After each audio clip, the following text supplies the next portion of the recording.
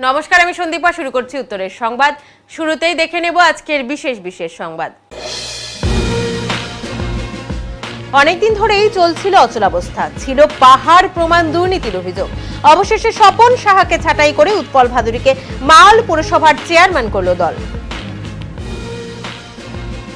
ভোটাধিকার সকল নাগরিকের মৌলিক অধিকার। এর আগে ভোট দিতে না পারলেও এখন থেকে তারাও পারবেন ভোট দিতে। জলপাইগুড়ি সদর ব্লকের তৃতীয় লিঙ্গের 6 জনের নাম স্থান পেল ভোটার তালিকায়।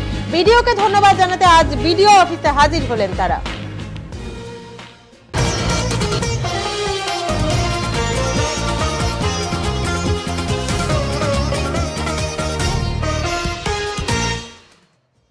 প্রকৃতির ডাকে সাড়া দিতে নেমে আসামির চাদরের নিচে লুকিয়ে রাখা বন্দুক থেকে এলোপাথারি গুলি 2 পুলিশ কর্মীকে, জানালেন উত্তরবঙ্গের আইজি রাজেশ যাদব।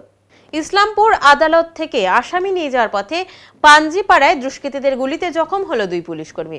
বুধবার ঘটনাটি ঘটেছে গোয়ালপুকুরের পাঞ্জিপাড়া এলাকায়। জখম 2 পুলিশ কর্মীর নাম নীলকান্ত সরকার ও দেবেন বৈশ্য। জানা গিয়েছে, রায়গঞ্জের পথে পাঞ্জিপাড়ার কাছে গাড়িতে থাকা দুষ্কৃতী সাজ্জাদ আলম শৌচাগারে যেতে চেয়ে গাড়ি থামাতে বলে। বারবার সে অনুরোধ করতে থাকায় বাধ্য হয়ে গাড়ি থামায় পুলিশ। সাজ্জাদকে গাড়ি থেকে নামাতেই পুলিশকে লক্ষ্য করে ছুটে আসে পরপর গুলি। রক্তাক্ত অবস্থায় মাটিতে লুটিয়ে পড়েন 2 পুলিশ কর্মী নীলকান্ত সরকার ও দেবেন বৈশ্য। তবে কিভাবে গুলি চলল তা এখনো জানা যায়নি। জখম 2 পুলিশ কর্মীকে উদ্ধার করে ইসলামপুর হাসপাতালে নিয়ে যাওয়া হয়। পরে উন্নত চিকিৎসার জন্য উত্তরবঙ্গ মেডিকেল কলেজ হাসপাতালে নিয়ে যাওয়া হয় তাদের। খবর পেয়ে উচ্চপদস্থ পুলিশ কর্তারা ঘটনাস্থলে যান। গুলি কে চালিয়েছে তা এখনো স্পষ্ট নয়। পুলিশের হেফাজত থেকে পালিয়ে যাওয়া দুষ্কৃতী সাজ্জাদ গুলি চালিয়েছে নাকি তার কোনো সঙ্গী তা খতিয়ে দেখা হচ্ছে। পুলিশ কর্তারা জানান, জখম 2 পুলিশ কর্মীর চিকিৎসা চলছে। তাদের সঙ্গে কথা বলা গেলে বিষয়টি স্পষ্ট হবে। তবে পুলিশের প্রাথমিক অনুমান, আগে থেকেই ছক করে ওই জায়গায় গাড়ি থামাতে চেয়েছিল ওই দুষ্কৃতী। অপরদিকে উত্তরবঙ্গ মেডিকেল কলেজ থেকে পরে আবারও 2 জন পুলিশ কর্মীকে শিলিগুড়ির একটি বেসরকারি হাসপাতালে ভর্তি করা হয়। এই ঘটনাকে কেন্দ্র করে ইতিমধ্যে জেলা পুলিশ মহলে প্রবল উত্তেজনা। অপরদিকে শিলিগুড়ির বেসরকারি হাসপাতালে ওই 2 পুলিশ কর্মীর সাথে দেখা করতে পৌঁছান উত্তরবঙ্গের আইজি রাজেশ যাদব। তিনি সাংবাদিকদের মুখোমুখি হয়ে বলেন, আসামের চাদরের নিচে লুকিয়ে রাখা বন্দুক থেকে এলোপাথারি গুলি করা হয়েছে 2 পুলিশ কর্মীকে। প্রকৃতি ডাকে সাড়া দিতে নেমেছিল আসামি। কর্তব্যরত পুলিশদের অনেকবার অনুরোধ করে আসামি, যে কারণেই তাকে নামানো হয়। তারপরেই ঘটে এই ঘটনা। তবে কিভাবে আসামির কাছে বন্দুক গেল তা এখনো জানা যাচ্ছে না। কে বা কারা এর সাথে জড়িত, এই সমস্ত বিষয়ে খতিয়ে দেখছে পুলিশ। ভাগ করে এই উপরে কাজ করছে, আর টেকনিক্যাল টিম তো আমাদের আছে।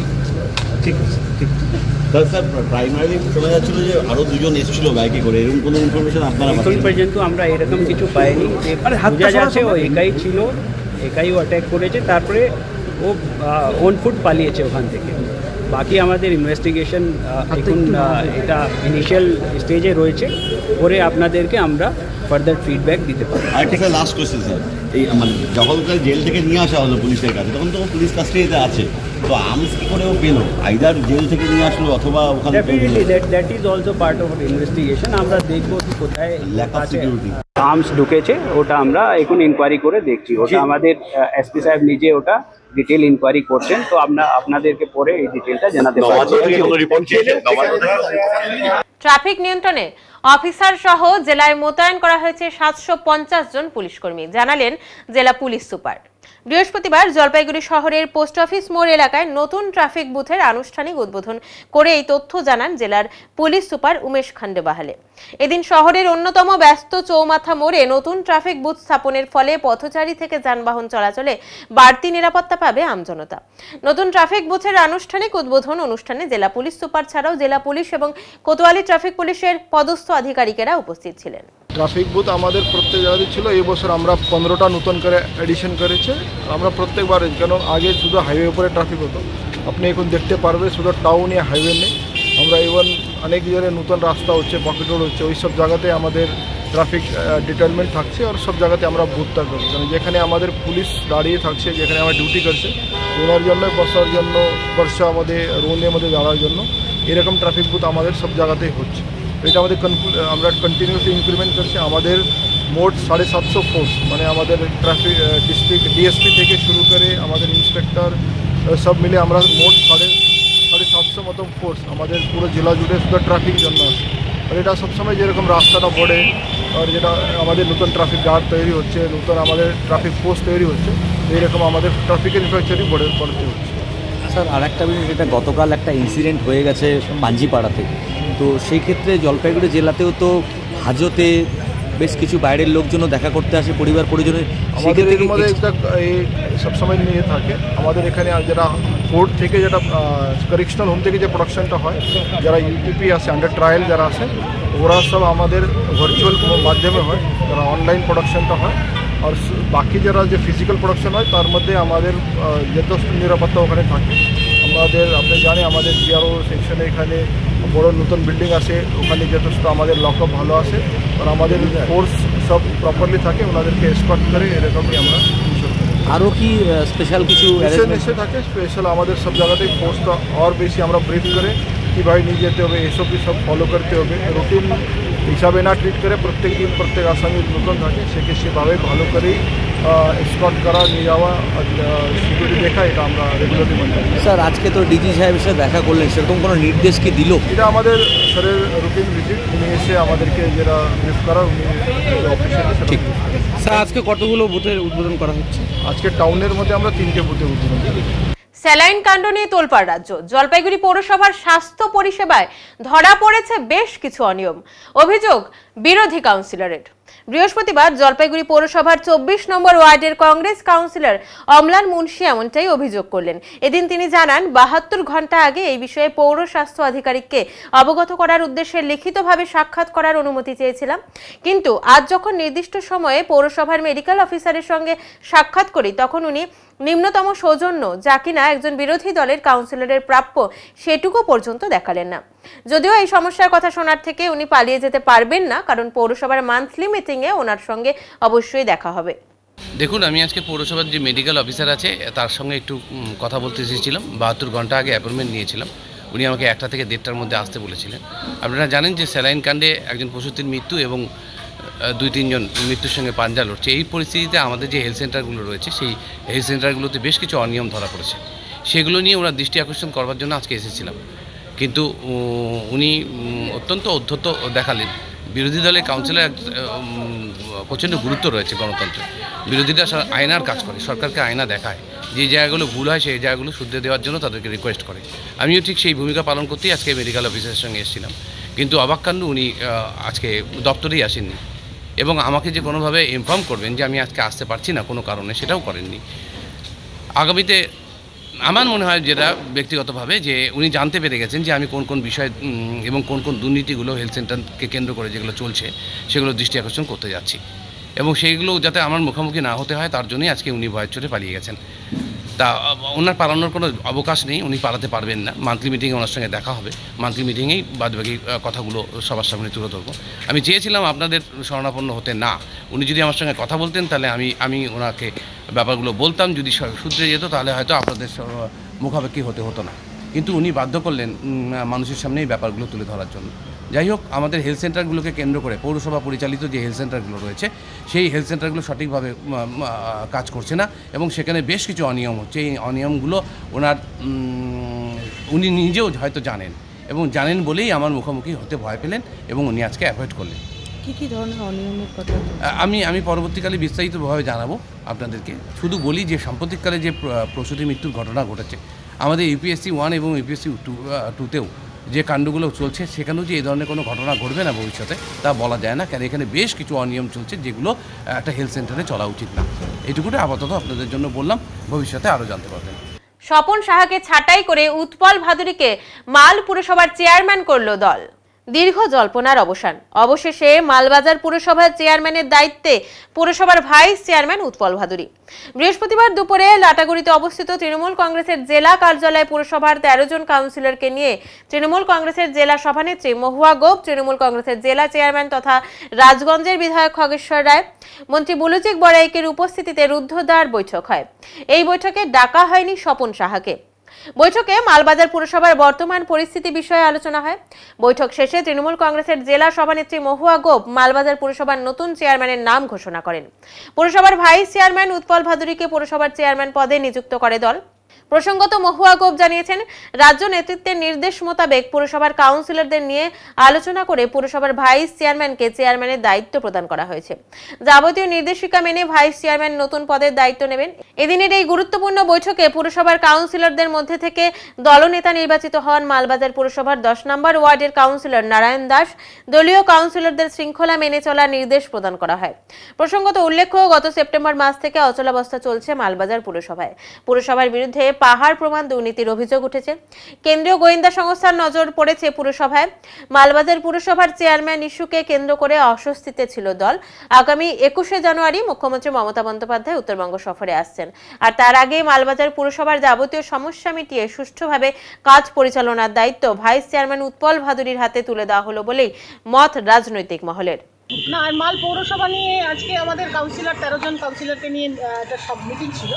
এই মিটিংয়ে আমার সাথে আমাদের জেলার চেয়ারম্যান রাজগঞ্জের বিধায়ক খগেশ্বর রায় উপস্থিত ছিলেন এবং আমাদের মন্ত্রী, আমাদের মাল বিধানসভার থেকে নির্বাচিত আমাদের রাজ্যের মন্ত্রী বুলুচিত বরাই। আমরা লাটাগুড়ি আমাদের যেটা জেলা কার্যালয় সেখানে এই সভা করলাম, যেখানে আমাদের 13 জন কাউন্সিলর, মালের টাউন ব্লকের সভাপতি অমিত দে এবং গ্রামীণ ব্লকের সভাপতি সুশীল প্রসাদ, আমাদের যুব সভাপতি সন্দীপ ছেত্রী, আমাদের মাল টাউনের হিন্দি প্রকোষ্ঠের সভাপতি রমেশ গিরি সহ আমরা 13 জন ভাইস চেয়ারম্যান সহ আমাদের উৎপল ভাদুরী ভাইস চেয়ারম্যান ছিলেন যে মাল পৌরসভার, তাকে নিয়ে একটা মিটিং। ইতিমধ্যে আপনারা জানেন যে গত সেপ্টেম্বর মাসে আমাদের মাল পৌরসভার চেয়ারম্যানকে দল নিলম্বিত করেছে এবং সেপ্টেম্বর মাস থেকে এটা জানুয়ারি মাস হয়ে গেল। এখানে একটা অচল অবস্থা তৈরি হয়েছে পৌরসভাতে ভোট পরিচালনার ক্ষেত্রে। যদিও আমরা দলীয়ভাবে মানে অক্টোবরেই দুর্গাপূজার আগে থেকেই আমরা ভাইস চেয়ারম্যানকে দলীয়ভাবে বলেছিলাম, যেহেতু এটা দলের বিষয়, দলীয়ভাবে বলেছিলাম যে যেহেতু চেয়ারম্যানকে দল সাসপেন্ড করেছে তাই ভাইস চেয়ারম্যান সমস্ত কাউন্সিলরদের নিয়ে যে কাজকর্মগুলো পরিচালনা করছিলেন। কিন্তু এইভাবে দীর্ঘদিন তো একটা ভোট চলতে পারে না। আপনারা জানেন যে এখনও পর্যন্ত চেয়ারম্যান সেই পদ থেকে রেজিগনেশন দেননি। তো সেই ক্ষেত্রেই আমাদের এই রাজ্যের নির্দেশ, আমাদের রাজ্য সভাপতি মাননীয় সুব্রত বক্সী, আমাদের সর্বভারতীয় সাধারণ সম্পাদক অভিষেক ব্যানার্জি এবং আমাদের সর্বোচ্চ নেত্রীর নির্দেশক্রমে, শীর্ষ নেতৃত্বের নির্দেশক্রমে আমরা আজকে যে মাল পৌরসভার অচলাবস্থা কাটাতে যে অনাস্থা যে 13 জন কাউন্সিলরকে নিয়ে আমাদের বোর্ড আগামী দিনে ভাইস চেয়ারম্যানকেই চেয়ারম্যান হিসাবে নিয়োগ করে বোর্ড গঠন করে পৌরসভার কাজকর্ম চলবে। ভাইস চেয়ারম্যানকেই চেয়ারম্যানের দায়িত্ব, মানে দল যে শীর্ষ নেতৃত্বের নির্দেশ, রাজ্যের নির্দেশ অনুযায়ী আজকে জেলা সেই কাজটাই করছে। এটা একটা প্রক্রিয়ার মাধ্যমে হবে নিশ্চয়ই। সেইটার জন্য আমাদের ভাইস চেয়ারম্যানকে আমরা চেয়ারম্যান হিসেবে আগামী দিন মাল পৌরসভার চেয়ারম্যান করছি। ভাইস চেয়ারম্যান পদে কে আসছে সেটা পরবর্তী সময় হবে। এখন আগে যেটা আমাদের যে অচলাবস্থা রয়েছে সেটা কাটাতে আগে চেয়ারম্যান যেটা রাজ্যের নির্দেশ দিয়েছে সেইভাবে হচ্ছে। পরবর্তীতে দলের নির্দেশ অনুযায়ী আবার ভাইস চেয়ারম্যান হবে।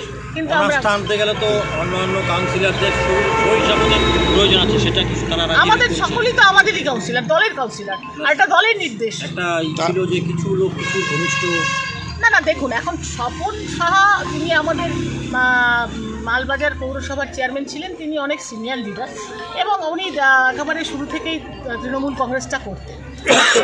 যাই হোক, একটা যেই ঘটনাগুলো ঘটেছে সে দল সেইভাবে ব্যবস্থা নিয়েছে এবং সেই রকম করে সেই রাজ্য শীর্ষ আমাদের নেত্রী নির্দেশ ক্রমে এই আমরা সেই কাজগুলো সম্পাদন করেছি।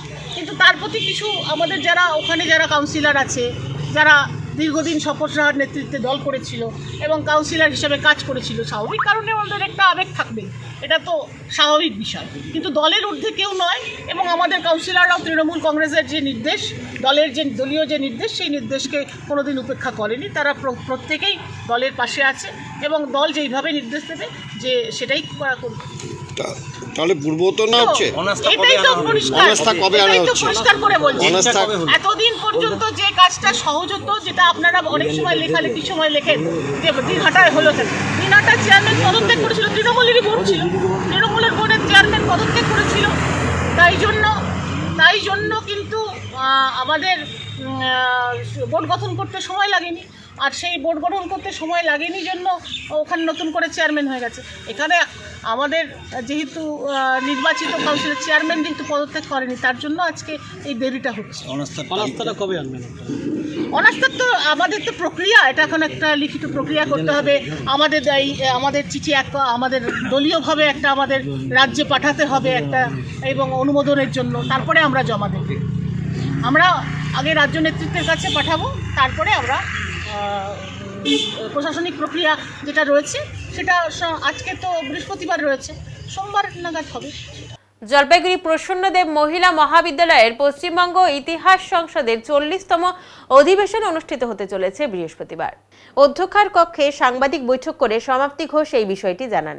তিনি বলেন, এই ধরনের অনুষ্ঠানের মধ্যে দিয়ে ছাত্রীদের ইতিহাস সম্পর্কে জ্ঞান যেমন অর্জন হবে, তেমনি গবেষণার বিষয়টিও মাথায় রেখে আগামী পথ সুগম হবে। আসুন শুনে নেই পিডি ওমেন্স কলেজের প্রিন্সিপাল কি বললেন। অন্যদিকে বিশিষ্ট ইতিহাসবিদ ডক্টর আনন্দ গোপাল ঘোষ বলেন, এই লিঙ্কটা পূরণ করার জন্য একটা জাতীয় স্তরের একটা ন্যাশনাল স্ট্রেচারের লোক লিখলে যত গুরুত্ব পায়, এই অঞ্চলের আমরা লিখলে তত গুরুত্ব পায় না। আমাদের এই একটা দুর্ভাগ্য যে আমরা সেই স্ট্রেচারের লোক খুব কম পাই। ইদানিং অনেকে এখানে পড়েছে আসছেন, কিন্তু সেটা আসছেন মূলত তাদের পদোন্নতির জন্য, মানে সোজা কথা। কিন্তু উত্তরবঙ্গ যে বাংলাদেশের ইতিহাসের প্রথম সভ্যতার বিকাশ হয়েছিল, এই কথাটা কিন্তু এখনও সেইভাবে বঙ্গভাষার বঙ্গ উপমহাদেশের বাংলাদেশ সহ বঙ্গ সহ তারা কিন্তু জানে না, বলা হয় না। আঞ্চলিক ইতিহাস গবেষকরা তাহলে কি কোথাও একটা আঞ্চলিক ইতিহাসটা যেটা বলে সেটা ঠিক আছে, প্রশ্ন হচ্ছে আঞ্চলিক ইতিহাস চর্চার তো ত্রুটি সীমাবদ্ধতা রয়েছে, কারণ এটা খুব কঠিন জিনিস। আজকের যে সমাজের অস্থিরতা, সেই অস্থিরতার মধ্যে আঞ্চলিক ইতিহাস চর্চার ক্ষেত্রে খুব সতর্কতা অবলম্বন করতে হয়। অধিকাংশ ক্ষেত্রে সেই সতর্কতা অবলম্বন করা হয় না, তথ্যভিত্তিক হয় না, সত্যভিত্তিক হয় না। ফলে কি হয়, এক ধরনের অস্থিরতা তৈরি হয়। ছাত্রীরা তো রয়েছে, যাতে আমরা সুন্দরভাবে এটা করে উঠতে পারি, এবং ইতিহাস সংসদের সমস্ত মেম্বাররা, সদস্যবৃন্দরাও এখানে আছেন, তারা সহযোগিতা করছেন, তারা গাইড করছেন কিভাবে কাজটা করলে পরে সেটা ভালো হবে। এর সঙ্গে আমাদের শুধুমাত্র যে এখানে ইতিহাস সংসদের অধিবেশনই হবে তাই নয়, তার সঙ্গে এখানে একটা ছোট করে কলেজের মধ্যে একটা বই মেলা করার আমরা চেষ্টা করছি, যাতে কলেজের আমাদের যে লাইব্রেরির কিছু রিকোয়ারমেন্ট থাকে এবং আমাদের ডিপার্টমেন্টের যে রিকোয়ারমেন্টগুলো রয়েছে, তারা যাতে এখান থেকে কিছুটা পারচেস করতে পারে। তাদের যেরকমভাবে পাবলিশার্সরা যেভাবে নিয়ে আসবে বইগুলো, সেখান থেকে কতগুলো পাবলিশার্স আসতে পারে? এখনো পর্যন্ত আমাদের কাছে যা খবর আছে 10 জনের মতন পাবলিশার্স আসবে। মূলত এই 3 দিনের অনুষ্ঠান পড়ুয়াদের কি সুবিধা হবে, আর কারা কারা থাকবেন, কি বিষয়ে আলোচনা বা কি বিষয়? পড়ুয়াদের তো অবশ্যই একটা ভালো জায়গা, যে এটা তো একটা নলেজ এক্সচেঞ্জের জায়গা। অধিবেশন মানে হচ্ছে নলেজ এক্সচেঞ্জ। সেখানে যেটা আমার মনে হয়, এই যত আপনার এক্সচেঞ্জ হবে, নলেজ এক্সচেঞ্জ হবে, তত আপনি নলেজের ক্ষেত্রে আপনার গেইন হবে। প্রত্যেকে এত দিগ্গজ লোকেরা আসবেন, যাদের আমরা হয়তো দেখিনি, অনেক স্টুডেন্টরাও দেখেনি এবং আমরাও দেখিনি। তাদেরকে সামনাসামনি দেখতে পাবেন, তাদের কথা শুনতে পারবেন, তাদের মূল্যবান কথাগুলো। কারা আসবেন মূলত, আর কি বিনিময় হবে? বিদেশের কেউ থাকছে কি ম্যাডাম? দেখুন, আমি যতদূর শুনেছি, আমি মেম্বার নই ইতিহাস সংসদে, পশ্চিমবঙ্গ ইতিহাস সংসদে, কিন্তু আমি শুনেছি যে এই পশ্চিমবঙ্গ ইতিহাস সংসদে বাংলাদেশেরও প্রচুর মেম্বার আছেন। স্বাধীনতা সংগ্রামের ইতিহাসে ঝাঁসির রানী লক্ষ্মীবাইয়ের নাম স্বর্ণাক্ষরে লেখা রয়েছে। তার অমর সংগ্রামের ইতিহাস আজও প্রেরণার উৎস। ঝাঁসির রানী লক্ষ্মীবাইকে নিয়ে একটি আঁকা চিত্রই আজ জলপাইগুড়ির শিল্পী অঞ্চলিতা ভৌমিককে এনে দিল দেশের গুরুত্বপূর্ণ পুরস্কার। অষ্টাদশী অঞ্চলিতা ভৌমিক জলপাইগুড়ির এক বেসরকারি ইংরেজি মাধ্যম স্কুলের একাদশ শ্রেণীর ছাত্রী। ছোটবেলা থেকেই রং তুলি নিয়ে আঁকার প্রতি তার গভীর ভালোবাসা ছিল। মামার কাছ থেকে আঁকা শিখে সে শুরু করে নিজের চিত্রশিল্পের যাত্রা। পাঠ্য বইয়ের পাশাপাশি ক্যানভাসে ছবি আঁকা, দেশের বিভিন্ন স্থানে অনুষ্ঠিত প্রতিযোগিতায় অংশগ্রহণ, একের পর এক পুরস্কার অর্জন, এভাবেই তার শিল্পী জীবনের এক নতুন দিগন্ত খুলে গিয়েছে। বিগত বছরগুলোতে আন্তর্জাতিক পর্যায়েও তার আঁকা ছবির প্রদর্শনী হয়েছে। 2021 সালে বাংলাদেশ থেকে SM সুলতান অ্যাওয়ার্ড, 2023 সালে ইতালির ফেব্রিয়ান শহরে আয়োজিত অনুষ্ঠানে, আবার সেই বছরেই নেপালের কাঠমান্ডুতে আন্তর্জাতিক শিল্পকলা অনুষ্ঠানেও তার ছবি প্রদর্শিত হয়েছে। 2024 সালে আমেরিকার টেক্সাস শহরেও তার চিত্রকর্মের প্রদর্শনী ছিল। তবে তার জীবনের সবচেয়ে বড় অর্জন এসেছে বীরগাথা 4 ন্যাশনাল অ্যাওয়ার্ড 2024-এর সুপার উইনার খেতাব অর্জনের মাধ্যমে। অঞ্চলিতা জানায়, স্কুলে বসে 2024 সালের 4 অক্টোবর আমি ছবিটি এঁকেছিলাম। টপিক ছিল দেশের বীর যোদ্ধা রানী লক্ষ্মীবাই সহ অন্যান্য গুণী ব্যক্তিরা। ঝাঁসির রানীর চরিত্র আমাকে সবসময়ই অনুপ্রাণিত করেছে। তবে এত বড় সম্মান পেয়ে আমি বিস্মিত। আমি কখনোই ভাবিনি যে এত বড় প্রতিযোগিতার মধ্যে প্রথম স্থান অর্জন করব। সে আরও জানায়, পুরস্কার পাওয়ার পর দিল্লিতে গিয়ে প্রতিরক্ষা মন্ত্রী বা রাষ্ট্রপতির হাত থেকে পুরস্কার নেওয়ার কথা শুনে আমি খুবই আনন্দিত হই। এটি আমার জন্য এক স্বপ্ন পূরণের মতো। বীরগাথা 4 ন্যাশনাল অ্যাওয়ার্ডের এই বিশেষ সম্মান তাকে আরও এক ধাপ এগিয়ে নিয়ে যাবে তার শিল্পী জীবনে। তার আঁকা ছবির মাধ্যমে একদিকে যেমন ইতিহাসের ঐতিহ্য তুলে ধরছে সে, তেমনি নিজের প্রতিভার ঝলকও দেখাচ্ছে। দেশ বিদেশের মঞ্চে তার অর্জনগুলো আজ জলপাইগুড়ির গর্বে পরিণত হয়েছে। আমার নাম অঞ্চিতা ভৌমিক। আমি বীরগাথা ন্যাশনাল অ্যাওয়ার্ড পেতে চলেছি। কি কারণের জন্য? আমি পেইন্টিংয়ের জন্য এটা পেতে চলেছি। কি পেইন্টিং? আমার পেইন্টিংটার সাবজেক্ট হলো Rani Lakshmibai came into my dream and she wanted me to serve our nation by my inherit talent. কারা দিচ্ছে এটা দিচ্ছে হচ্ছে মিনিস্ট্রি অফ ডিফেন্স আর মিনিস্ট্রি অফ এডুকেশন। এদের দ্বারা আমি সেখানে গেলেই বা কি করি বা কেন এই ধরনের আর্ট? এটা টোটালি স্কুল থেকে ভায়া স্কুল হয়েছে, তাই জন্য। আচ্ছা, কেমন লাগছে এই যে পুরস্কার পেতে চলেছ? এটা আমার খুবই খুবই ভালো লাগছে যে আমি এটা প্রাইজটা পেতে চলেছি। খুবই ভালো লাগছে মেয়ের এই সফলতা। আচ্ছা, মেয়ে কোথায় যাচ্ছে? মেয়ে দিল্লি যাচ্ছে। আচ্ছা, দিল্লিতে কি জন্য? ও ইন্ডিয়ান ন্যাশনাল অ্যাওয়ার্ড পাচ্ছে। আচ্ছা, ছবি আঁকার উপরে। কি পুরস্কার একটু বলে?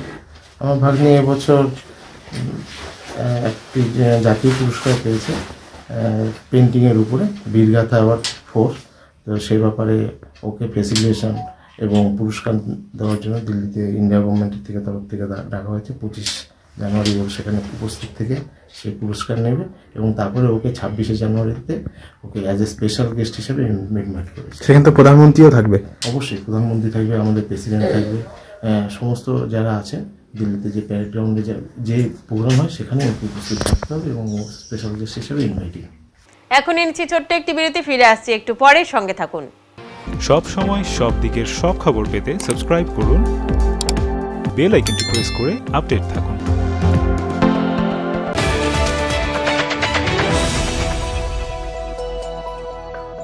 জলপাইগুড়ি পাহাড়পুর মোড়ের ওপর পেট্রোল পাম্পের পাশে রাজভবন এক এক্সক্লুসিভ বা তুলনাহীন ভবন, এই জন্য যে এই ভবনের ভেতরে যাওয়ার পর আপনাদের আবদ্ধ মনে হবে না।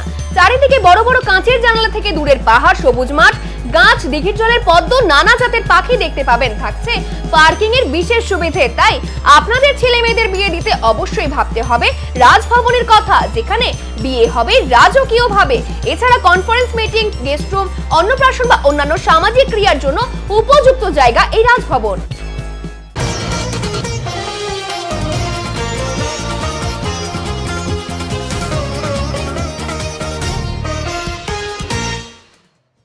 জলপাইগুড়ি সদর ব্লকে তৃতীয় লিঙ্গের 6 জনের নাম ভোটার তালিকায় স্থান পেয়েছে। বিশেষ করে আমাদের বিডিও সাহেবের ঐকান্তিক প্রচেষ্টার মাধ্যমে এবং আমাদের ইলেকশন সেল এবং বিএলও চেষ্টার মধ্যে দিয়ে তাদের নামটা এবার অন্তর্ভুক্ত হয়েছে। 6 জনের নামই এবার 1788 পাটে অন্তর্ভুক্ত হয়েছে এবং সেই বিষয়ে আমাদের যে 6 জনের নাম হচ্ছে তারা বুঝতে পেরেছেন যে অতিরিক্ত একটা তাদের কাছে একটা কি বলবো এটাকে ধন্যবাদ জানিয়ে তারা উপস্থিত হয়েছেন। তাকে ধন্যবাদ জানার জন্য যে এই প্রচেষ্টা ছাড়ের ঐকান্তিক প্রচেষ্টার মধ্যে দিয়ে ভোটার লিস্টের নাম তারা তুলতে পেরেছেন এবং তার জন্য ধন্যবাদ জানিয়ে তারা উপস্থিত হয়েছেন। আজকে তাকে ধন্যবাদ জানাচ্ছি।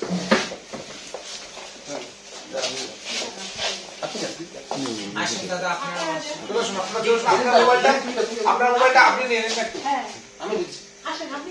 বৃহস্পতিবার এক কর্মসূচির মধ্যে দিয়ে ওই 6 জনের তরফে সদর বিডিও অফিসে উপস্থিত হয়ে বিডিও মিহির কর্মকারকে ধন্যবাদ জ্ঞাপন করা হয়। এই বিষয়ে বিডিও বলেন, এই ব্লকের যারা তৃতীয় লিঙ্গের মানুষ রয়েছেন তাদের ভোটার তালিকায় নাম তুলতে আগেই উদ্যোগ গ্রহণ করা হয়েছিল। সরকারি নিয়মেই তাদের নাম ভোটার লিস্টে তোলার জন্য চেষ্টা করা হয়েছিল। সেই চেষ্টা সফল হয়েছে। তাদের 6 জনের নামই তালিকায় স্থান পেয়েছে। আজ খুবই ভালো লাগছে। ব্লক প্রশাসনের এটি একটি বড় অ্যাচিভমেন্ট বলে তিনি জানান। অন্যদিকে তৃতীয় লিঙ্গের তরফে মানবী হালদার বলেন, আজ আমাদের মধ্যে 6 জনের নাম ভোটার তালিকায় উঠেছে। এর আগে তারা ভোট দিতে পারতেন না, কিন্তু এখন তারা ভোট দিতে পারবেন। এই উদ্যোগের জন্য সদর বিডিও সহ সকল দাদাদের ধন্যবাদ জানাই বলে তিনি জানান। আজকে এসেছি আমাদের এখানে যে অফিস আছে সেখানে, ওনারা আমাদের ডেকেছে, আমাদের বাড়িও গিয়েছিল যে আমাদের ভোটার লিস্টে নাম আসবে। তো এর আগে আমরা অনেক চেষ্টা করেছি, সেটা আমাদের হয়নি। তার জন্য দাদাদের অসংখ্য ধন্যবাদ যে আমাদেরও নাম এসেছে ভোটার লিস্টে। আমরা তো অনেকজনই ছিলাম, এর আগে অনেকজনের হয়েছে, 6 জন বাকি ছিল, তাদেরও হয়ে গিয়েছে। তারা কি আগে কখনো ভোট দিতে পারেনি? না, না,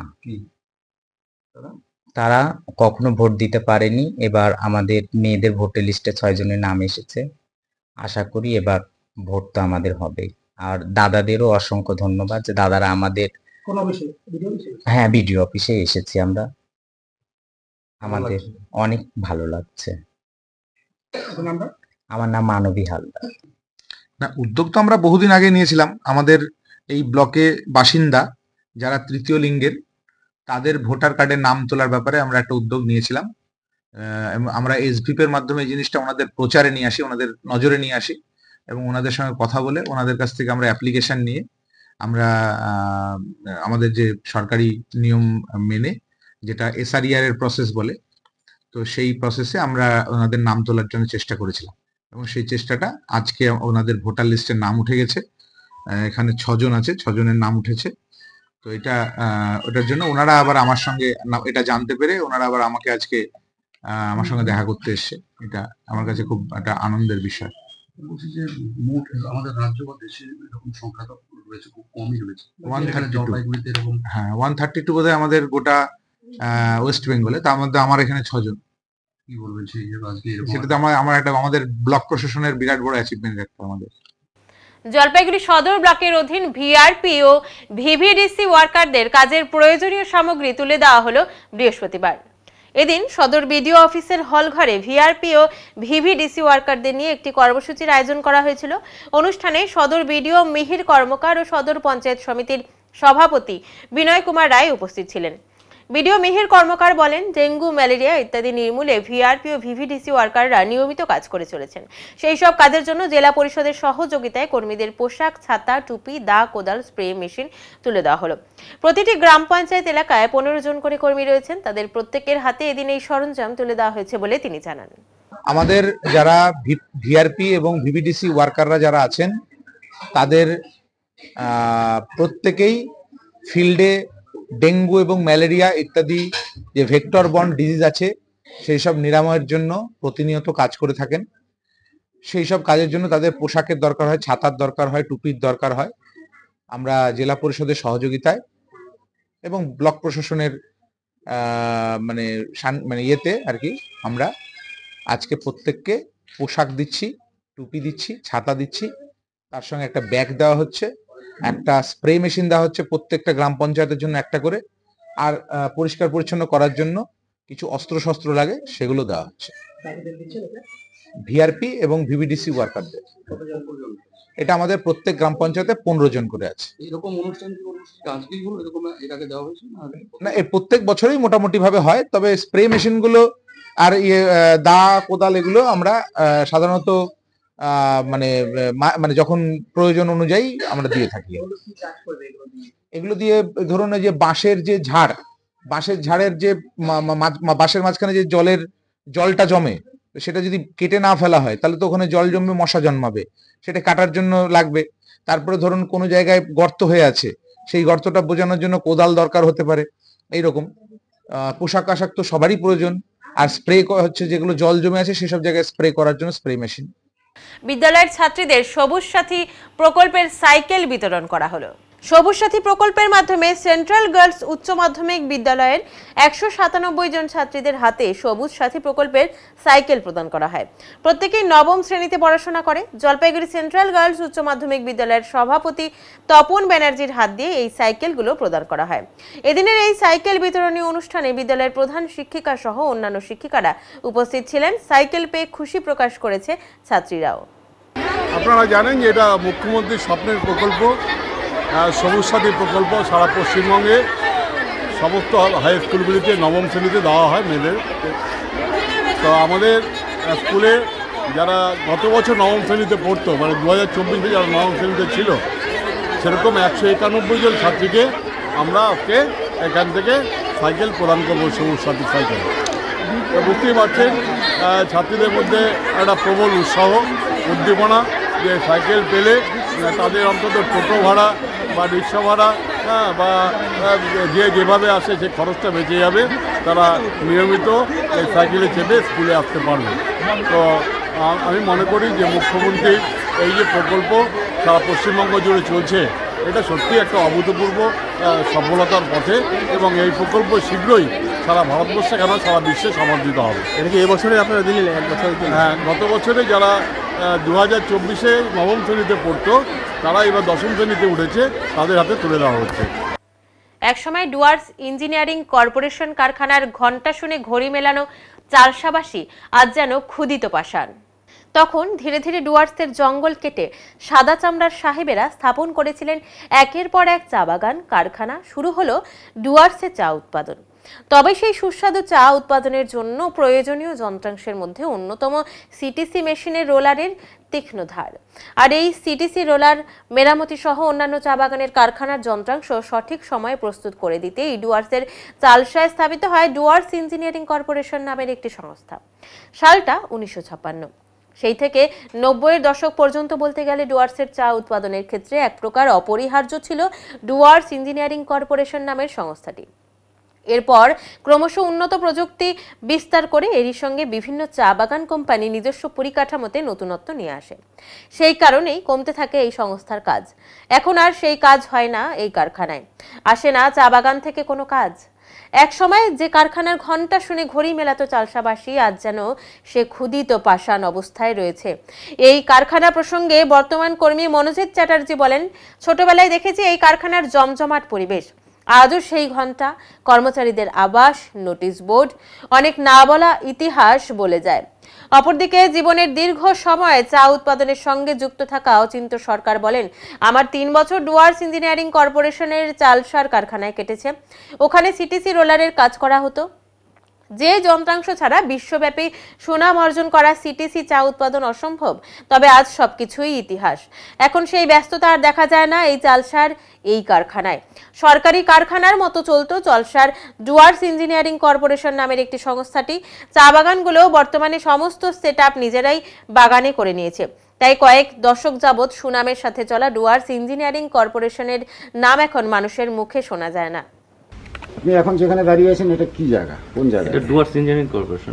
জায়গাটার নাম কি? চালসা। চালসা। এখানে মূলত কি কাজ হতো? আপনি যখন ছোট ছিলেন বা শৈশবে কি দেখেছিলেন? চা ইন্ডাস্ট্রির যত কিছু কাজকর্ম আছে সব কিছু এখানেই হতো। তো দেখতাম ওই চায়ের বাগানের থেকে গাড়িপত্র আসতো, তেমনভাবে তো কিছু মানে সেরকমভাবে কিছু বলতে পারবো না। হ্যাঁ, চা বাগানের থেকে গাড়িপত্র আসতো, জিনিসপত্র বানিয়ে টানিয়ে নিয়ে যেত।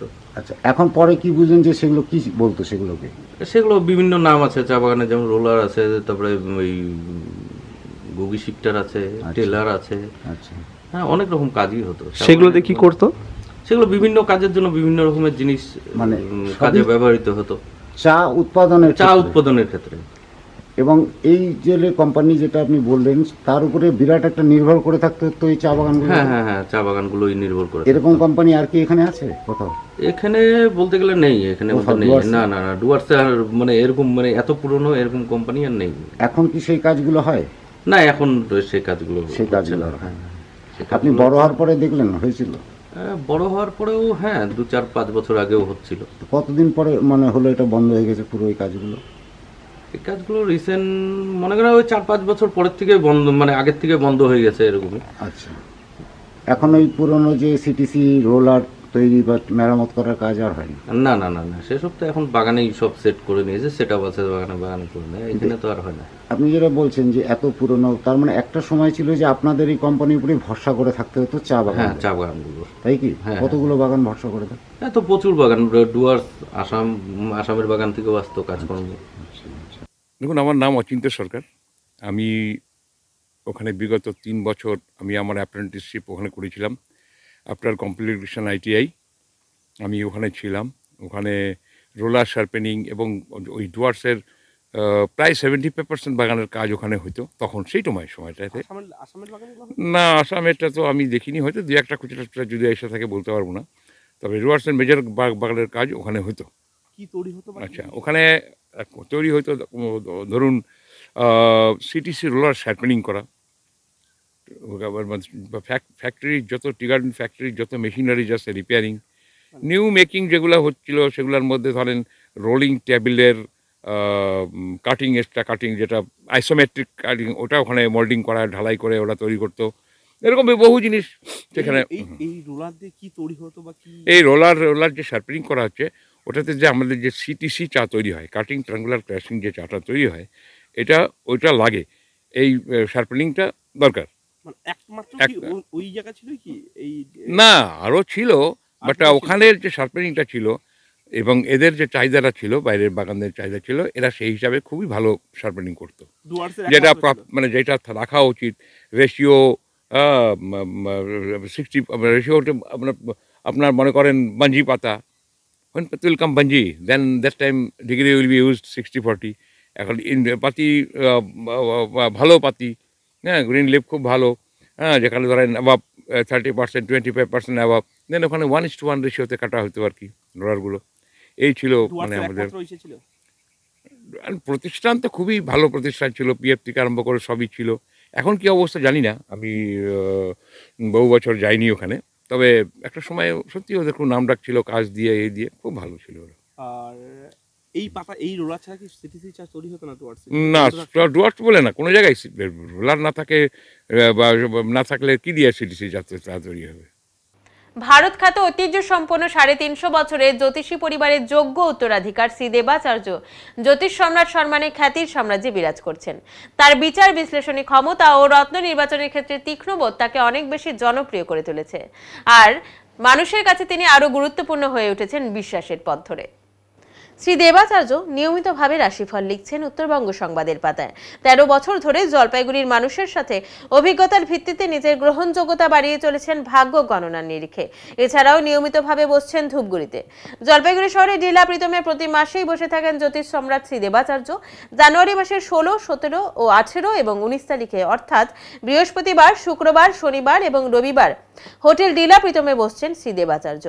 সময় সকাল 11টা থেকে রাত 8টা। আগ্রহী মানুষেরা তার সাথে দেখা করতে চাইলে SMS এর মাধ্যমে নিজের নাম ও ঠিকানা লিখে পাঠিয়ে যোগাযোগ করুন এই নাম্বারে 9434317391 এবং 9163667741। নমস্কার, আমি দেবাচার্য।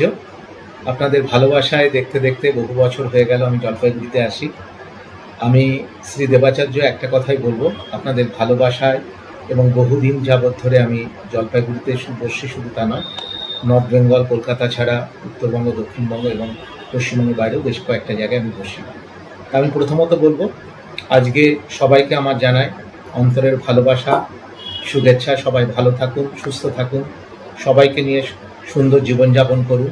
আমি মনে করি আমি জ্যোতিষ চর্চায় রয়েছি বহু বছর এবং আমরা বংশ পরম্পরা অ্যাস্ট্রোলজার এবং সাহিত্য চর্চা এবং জ্যোতিষ চর্চা এটা আমার পরিবারের অঙ্গ।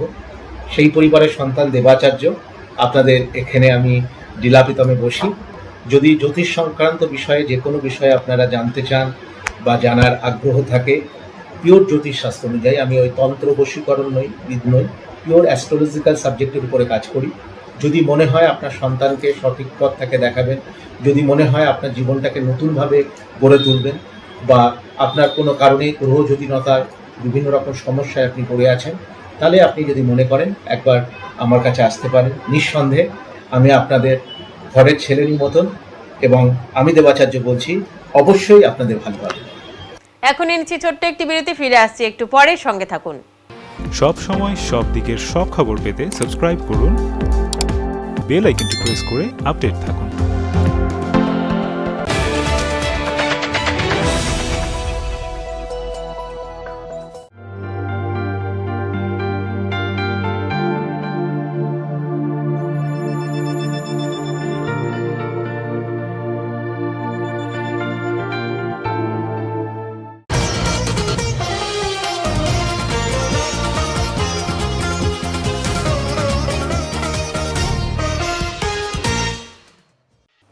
ফাঁকা বাড়ির সুযোগ নিয়ে চুরির ঘটনায় গ্রেপ্তার চোর, উদ্ধার চুরির সামগ্রী। ফাঁকা বাড়ির সুযোগ নিয়ে চুরির অভিযোগে এক চোরকে গ্রেপ্তার করল প্রধাননগর থানার পুলিশ, উদ্ধার চুরি যাওয়া সামগ্রী। ধৃতের নাম মোহাম্মদ করিম, শালবাড়ির বাসিন্দা। জানা গিয়েছে শ্যারন বেঞ্জামিন মোক্তার নামে এক মহিলার বাড়িতে চুরির ঘটনাটি ঘটে। মহিলা মূলত কার্শিয়াং এর বাসিন্দা। প্রধাননগর থানা অন্তর্গত সীসাবাড়ি এলাকায় একটি বাড়ি রয়েছে তার। গত 6 মাস ধরে বাড়িটি ফাঁকা ছিল। এই সুযোগ নিয়ে গত 30শে ডিসেম্বর বাড়িতে চুরির ঘটনা ঘটে। স্থানীয়দের কাছ থেকে মহিলা জানতে পারেন তার বাড়িতে চুরি হয়েছে। ঘটনার খবর পেয়ে মহিলা বাড়িতে পৌঁছে দেখেন ঘরের সমস্ত জিনিসপত্র ছড়িয়ে ছিটিয়ে রয়েছে এবং চুরি গিয়েছে টিভি, গ্যাস সিলিন্ডার সহ বিভিন্ন জিনিস। এরপর 31শে ডিসেম্বর প্রধাননগর থানায় লিখিত অভিযোগ দায়ের করেন মহিলা। অভিযোগের ভিত্তিতে তদন্তে নেমে শালবাড়ি এলাকা থেকে এক যুবককে আটক করে পুলিশ। যুবককে জিজ্ঞাসাবাদ করতে এই চুরির ঘটনা স্বীকার করে সে। এরপর চুরি যাওয়া সমস্ত জিনিস উদ্ধার করা হয়, গ্রেপ্তার করা হয় যুবককে। আজ ধৃতকে শিলিগুড়ি আদালতে পেশ করা হয়েছে।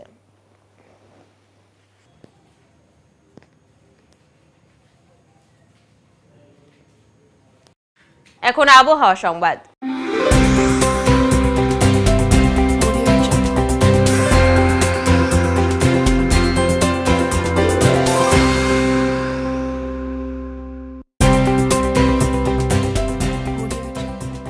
কেন্দ্রীয় আবহাওয়া দপ্তরের জলপাইগুড়ি কেন্দ্র থেকে পাওয়া তথ্য অনুযায়ী বৃহস্পতিবার দিনের সর্বোচ্চ তাপমাত্রা ছিল 24.2 ডিগ্রি সেলসিয়াস ও সর্বনিম্ন তাপমাত্রা ছিল 10.4 ডিগ্রি সেলসিয়াস। গত 24 ঘন্টায় কোনো বৃষ্টিপাত হয়নি। শেষ করবার আগে আজকের বিশেষ সংবাদ আরো একবার। অনেকদিন ধরেই চলছিল অচলাবস্থা, ছিল পাহাড় প্রমাণ দুর্নীতির অভিযোগ। অবশেষে স্বপন সাহাকে ছাঁটাই করে উৎপল ভাদুরীকে মাল পুরসভার চেয়ারম্যান করল দল। ভোটাধিকার সকল নাগরিকের মৌলিক অধিকার। এর আগে ভোট দিতে না পারলেও এখন থেকে তারাও পারবেন ভোট দিতে। জলপাইগুড়ি সদর ব্লকের তৃতীয় লিঙ্গের 6 জনের নাম স্থান পেল ভোটার তালিকায়। বিডিওকে ধন্যবাদ জানাতে আজ বিডিও অফিসে হাজির হলেন তারা। উত্তরের মন পরিবেশিত উত্তরের সংবাদ এখনকার মতো এ পর্যন্তই। নমস্কার।